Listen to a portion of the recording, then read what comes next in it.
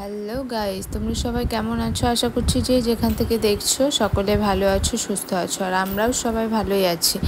আর আমরা গেছিলাম একটা অন্নপ্রাশন বাড়ি, তো সেখান থেকে ফেরার পথে বাউলে এই যে মিষ্টির দোকানটা খুলেছে, এই দোকানে ঢুকেছিলাম।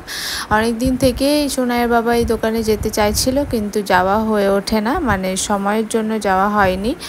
আর সেদিন যেহেতু বাউলের উপর দিয়ে আমরা বাড়িতে আসব, তো ওই জন্য বাউলে এই মিষ্টির দোকানে ঢুকেছিলাম।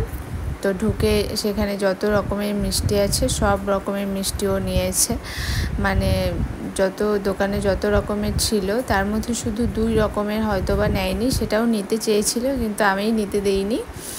তো এই যে বাড়িতে কারোরই মিষ্টি সেরকম খাওয়া হবে না, তো তবুও এই যে নিয়ে এসে ওর মানে কোনো জিনিস কেনার ওর খুব শখ, খাবে তো যেমন তেমন, তো নিয়ে এসে এই যে প্লেটে করে সাজাচ্ছে।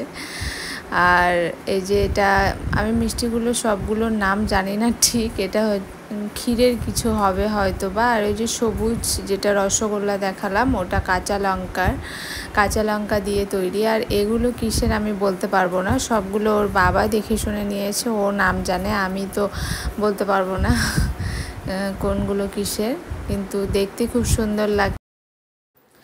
তো আজকের ভিডিওটি এই পর্যন্তই। ভিডিওটি ভালো লাগলে লাইক কমেন্ট শেয়ার করে দিও। আর দেখা হচ্ছে নেক্সট ভিডিওতে। তো সকলে ভালো থেকো, সুস্থ থেকো, টাটা।